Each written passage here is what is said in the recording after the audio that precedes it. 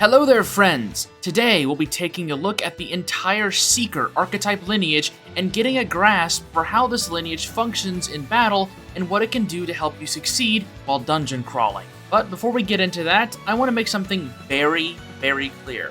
These videos aren't meant to act as an end-all be-all guide for these archetypes, but more to serve as a broad overview of their abilities and playstyle, while acting as a springboard for ideas and conversation. You may or may not agree with some of my personal opinions and suggestions in this video, and that is perfectly fine. And don't be afraid to add your own findings or personal favorite strategies while using this archetype in the comments below if it isn't brought up in the video. Now, with the formalities out of the way, let's actually dive into things. The Seeker is the first archetype you obtain in Metaphor Fantazio and acts as a jack-of-all-trades, master-of-none role in the party, having a few different ways to deal damage and provide support to the party, while being able to take a hit or two on top of that. There are 3 archetypes within the Seeker lineage, and all of them follow this same structure. So let's take this one by one and start with the archetype that the lineage gets its name from, the Seeker. As mentioned previously, the Seeker has a wider spread of moves than the other archetypes, with wind damage and buffs being their main focus. In the early portions of the game, the Seeker's Swiss Army knife capabilities make it a strong filler pick when you don't know what else to add to your team, as you'll rarely go wrong with some decent buffs, heals, or extra damage. Before we take a look at the Seeker's skills, I first want to bring attention to their overworld attack animation. Each archetype lineage has their own attack animation to fight enemies with while exploring dungeons, all with their own unique quirks and power levels. The Seeker's attack is a 3-part combo where the protagonist swings his sword directly in front of him. Each hit is quick and has a decent range, allowing you to swipe at enemies without real fear of retaliation. But let's now go into each of the Seeker's skills to see what they're capable of. Starting with their combat skills, we have Psych and Cyclo being the Seeker's main means of dishing out wind damage to opponents. Funnily enough, wind skills are quite uncommon in the early game lineages, so the Seeker is actually quite proficient at exploiting this weakness in particular, even if you won't do that much damage. Next, the Seeker has access to Sweeping Slash, which as the name suggests is a slash-type attack that deals weak physical damage. The Seeker's weapon already has slash properties to it, it's a sword after all, so this skill acts more as a means of dealing slightly higher physical damage in that department, but it isn't anything to write home about. The Seeker also has access to Light Healing with Day, which can help top up low HP teammates, or even your main means of healing the party if you aren't taking too much damage often enough. In terms of buffs, the Seeker has Tarakaja, which will increase a party member's attack by 1 stage up to a maximum of 3 stages. This can be used to help supplement the party's main attacker or help the Seeker match their damage output with skills of their own. The Seeker also has access to Tetra Break, which can remove a target's repel skill if they had it applied beforehand. Extremely valuable when warranted, but it's sadly not very often. Now, the only passive that the Seeker has is that of Chase Support, which is a passive unique to the protagonist. Chase Support will allow for your party members to attack enemies more frequently while fighting in the overworld. Since your party members can help reduce the stun gauge on enemies too, this passive can help you get closer to getting an advantage over your enemies than you normally would. Next, we move on to the Seeker's synthesis skills, and because by the time I've made this video public, I haven't talked about these skills in my playthrough series that is releasing alongside these overviews, I want to quickly go over what synthesis skills are. Synthesis skills combine 2 or more archetypes in your current party together to create a powerful new skill, using up each of their contributors' turn icons to do so. Each individual archetype has its own list of synthesis skills that make it stand out from its peers in the same lineage. An important thing to note, however, is that the archetypes supporting the user's synthesis skills only need to be that of a particular lineage, not a specific archetype. So there is more freedom in that aspect for team building. Synthesis skills can be considered to be the backbone of team building in Metaphor, since the quality of synthesis skills varies from mild to completely game-breaking, and that is no exaggeration. So, let's see what the Seeker has in store for us. First, when paired with the archetype lineage of either Mage, Healer, or another Seeker, the Seeker can use Psych and Cyclo, which are AoE versions of Psych and Cyclo, letting you clear out waves of enemies with only 2 turn icons. Just be mindful of any potential wind immunities or unlucky misses. Next is Rider of the Blade, which does heavy single-target, light-based physical damage. This skill is incredibly powerful when squaring up with enemies weak to light, of course. It requires a healer, knight, or commander lineage to be present to use. Horse-drawn Carnage is excellent for strike damage and is one of the first means of access to heavy strike damage in the entire game. So once again, the Seeker shows its versatility in combat. But the Seeker also has some buffs it can use, with Matarakaja acting as a party-wide Tarakaja damage buff, and Adventurer's Curiosity increasing the entire party's critical hit chance. Matarakaja requires a knight, commander, or fellow Seeker lineage to be present, and Adventurer's Curiosity needs a gunner, masked dancer, or berserker. And last up for synthesis skills is, Petra Break? Yeah, if you have a thief, faker, or merchant lineage present in your party, you can utilize Tetra Break, but it'll cost 1 extra turn icon. Besides, the Seeker already learns Tetra Break normally, so I'm not really sure why this is here, other than to try and make use of it before your Seeker hits level 20, which is where you normally learn Tetra Break. But even then, I don't think it's too useful. Next we have Inherited Skills, which will be almost entirely subjective. The honest answer to what skills to inherit onto the Seeker is entirely dependent on what you want or need at any given moment. So instead, I'll give some of my personal favorites to run. First is Fire Dodge from the Merchant, which will hopefully help the Seeker mitigate its crippling weakness to fire, or at least partially, while potentially screwing out the enemy of turn icons in the process. I would also suggest Medi from the Healer, especially if you're interested in leaning more into support with this archetype, as Medi will let you heal the entire party in one action, rather than needing to rely on just Day to do all the work. Patra from the Healer is also a favorite of mine, since having ailments afflicted on a party member not only hinders them in some way, there's a lot of them, but also removes the ability for them to use synthesis skills entirely. Cleansing ailments to keep this from happening is very valuable. So now let's review. After covering all the skills that an archetype has, I will bring up these little synopsis screens so I can go over any remaining information and talk about my personal opinions on the archetype. The Seeker is a solid all-rounder archetype that can do a little bit of everything. It has early access to very potent magic and physical attacks, even getting higher tier magic in their base kit faster than other magic users in the early game. And the Seeker can be a reliable healer and buffer when the need arises for it. Based on the synthesis skills it has access to, my honest opinion for the ideal team for the Seeker is having a warrior, mage, and knight archetype lineage present, since this grants the Seeker access to AoE wind damage, powerful single target moves, and AoE Matarakaja in one team. But if you want to lean more into the Seeker being one of your primary damage dealers, maybe sub out the warrior for a healer and focus on the Seeker and mage doing all of the damage for your team. Just as an aside, these team recommendations are made with the early game in mind, as that'll probably be where the Seeker will get most use. Also, as you level up an archetype, your character will get stat bonuses that only apply when that archetype is equipped. And at level 20, you will obtain a permanent stat increase that will stay with your character for the entire game. Looking at the stat bonuses the Seeker gets throughout its leveling journey helps cement it as an all-rounder, since no one stat gets a major focus. An extra 20 points added to your max HP as your mastery bonus may not seem like much, but you'd be surprised how much that extra chunk of HP will save you across multiple fights. So the Seeker, while not excelling in any one field in particular, can provide reliable support and damage where needed. Especially in the early game, this archetype can fill a gap in a team without too much issue and doesn't really feel like it's wasting space. Sure, other archetypes like the Warrior and Mage have stronger moves and broken synthesis skills, but the Seeker can perform just fine when you need a little bit more versatility than just a big sword or big fireball. My only genuine complaint with the Seeker is that, especially in the first few dungeons of Metaphor, enemies commonly have access to fire-based attacks, which on higher difficulties can easily spell the end of fights for your party if a Seeker gets targeted. Just be aware of your opponent's moves and be ready to make good use of that retry battle feature. Love that thing.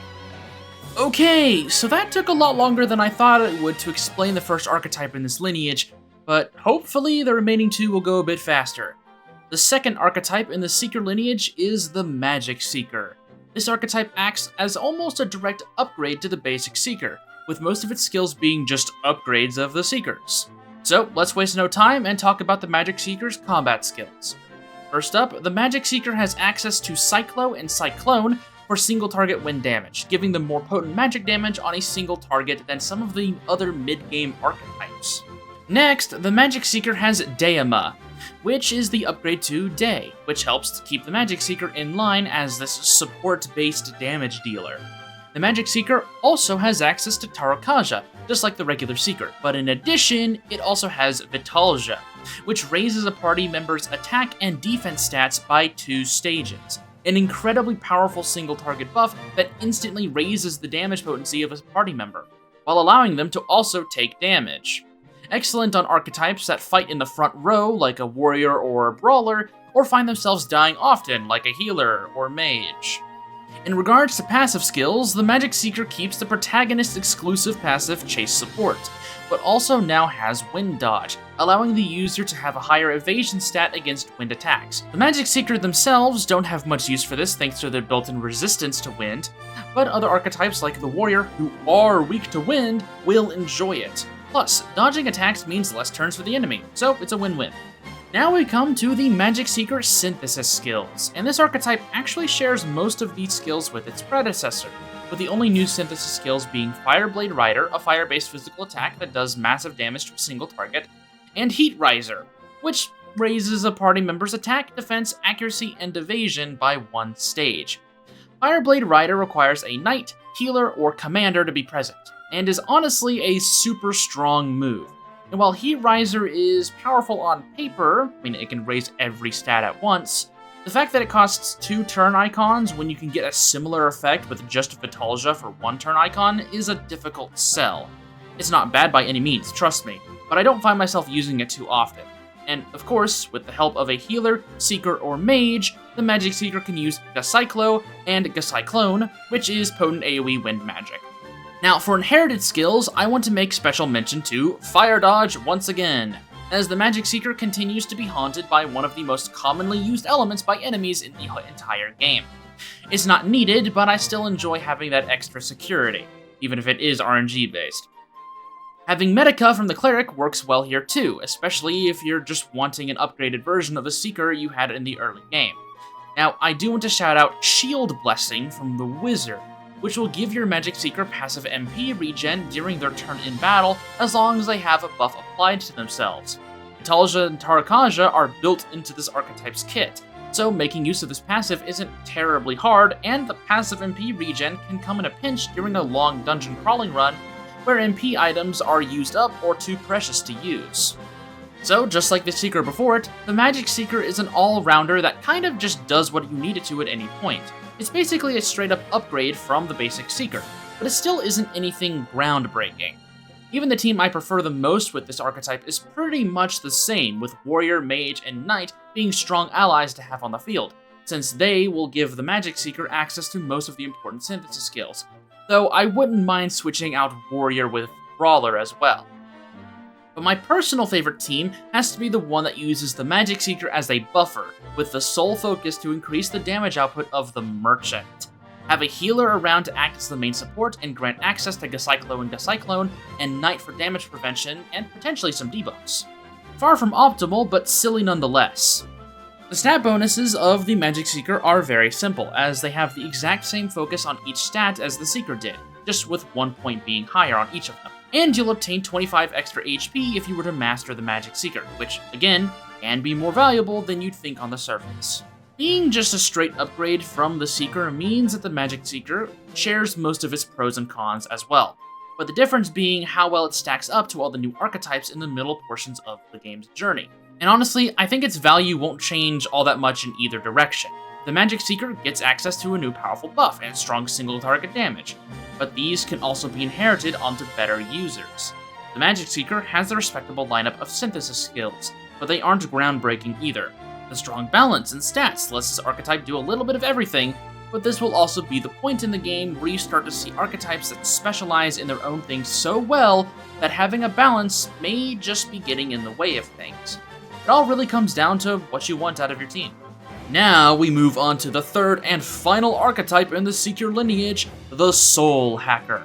Besides being a cheeky reference to another Atlas title, the Soul Hacker actually does set itself somewhat apart from its previous 2 iterations, focusing more on dealing AoE magic damage that refunds some of its MP and debuffs the target, while still having the means to supply heals and buffs to the party. So let's dive into the Soul Hacker's combat skills, starting with Void Wave, which is a single target wind-based magic attack that also decreases the attack stat of the enemy hit by 1 stage. Good damage while also applying a debuff for a reasonable cost. Next is Seeker's Gale, which hits all enemies with powerful wind magic and will restore 4 MP to the Soul Hacker for each enemy hit. While this skill does have a steep cost of 42 MP, if you hit even just 4 enemies with it, you'll be cutting the net cost of this skill by roughly a third, almost a half if you hit 5 enemies with it. MP conservation is key in most big dungeons in Metaphor, so having MP regen built into the Soul Hacker's kit cannot be understated how useful that can end up being. The Soul Hacker also has Emerald Vortex, which hits all enemies with wind-based magic that bypasses all forms of resistances, letting the damage go through as long as they don't dodge the attack. The Soul Hacker isn't just limited to wind this time either, as it also has Seeker's Flame, which serves as a fire version of Seeker's Gale, hitting all enemies and then recovering MP in the process. The Soul Hacker, of course, keeps many of its buffs that the Lineage has become known for, like Heat Riser and Adventurous Curiosity, helping to buff the team's base stats and crit chance respectively. The Soul Hacker also has the fully upgraded version of Dea Mahan, letting them throw out potent healing as per usual. Moving on to the synthesis skills, the Soul Hacker has almost an entirely new lineup for us. First is Soulblade Rider, which deals severe physical almighty damage to a single enemy. For clarification, the almighty element essentially means it bypasses all immunities and it is a non-elemental. A powerful strike that will always find its mark. Soulblade Rider requires a knight, healer, or commander to be present. Then we have Winning Horse, which is a powerful strike-based physical attack, simple and effective. This skill requires a warrior, brawler, or berserker to be on the field. Then there's Trial of the Seeker, which deals extreme almighty-based magic damage to all enemies and restores 8 MP for each target hit. This essentially acts as a stronger version of the Soul Hacker's Void Wave or Seeker's Flame, just in synthesis skill form, and if you hit enough enemies, you will fully refund its cost, essentially meaning that it's just the turn icons you gotta worry about. This skill needs a warrior, thief, or masked dancer to be in the party for it to activate. Then, for some reason, there's good old Tetra Break. I guess it's here in case you didn't want to inherit the skill from the Seeker, but still, very weird pick for the one synthesis skill that is consistent across all 3 archetypes. Wouldn't have been my pick. And last but not least is Cyclone Slasher, which is a synthesis skill that requires 2 other party members, and thus 3 total turn icons, to use. It deals severe wind magic damage to a single target, essentially acting as the Soul Hacker's strongest move. It requires 2 extra party members to use, with one of them being either of the Seeker, Mage, or Healer lineage, and the other being of the Knight, Healer, or Commander lineage. Regarding inherited skills, as is tradition now I suppose, I want to shout out Fire Dodge, since even the Soul Hacker can't shake this pesky fire weakness. Although Fire Dodge isn't as big of a priority this time around, as by the time you have Soul Hacker, you will likely start to get other ways of mitigating your fire troubles. Won't go into that because of spoilers. Inheriting Vitalja from the Magic Seeker is also quite useful, since that is a potent personal buff for any party member. You could also inherit Shelter Formation or Formation of Vigor from the Commander lineage to help spread your defense and damage buffs to the party as a whole. Healing skills like Medica from the Cleric can be used for cheap, potent heals as well. Looking at the Soul Hacker as a complete package, it definitely stands out amongst the 3 Seeker archetypes, as it essentially has a gameplay style built around paying steep MP costs for skills that either have extra effects tied to them to make up for the price, or have a built-in refund mechanic. This can make building around passively regaining MP something you can do with the Soul Hacker, and have a strong game plan for both single target fights and hordes of enemies, something that its predecessors couldn't do without help from other archetypes or items. In regards to teams, having a Mage, Commander, and Masked Dancer feels pretty appropriate, as not only do you get some of your most important synthesis skills from this team alone, but you also have a party that can flip its game plan on a dime with multiple team buffers and debuffers on the field at once. The Soul Hacker can help supplement an ice strategy between the Mage and Commander, or take center stage with Soulblade Rider and Emerald Vortex, for example. Of course, the standard Healer, Knight, and Warrior composition will always be a decent choice for playing Team Buffer.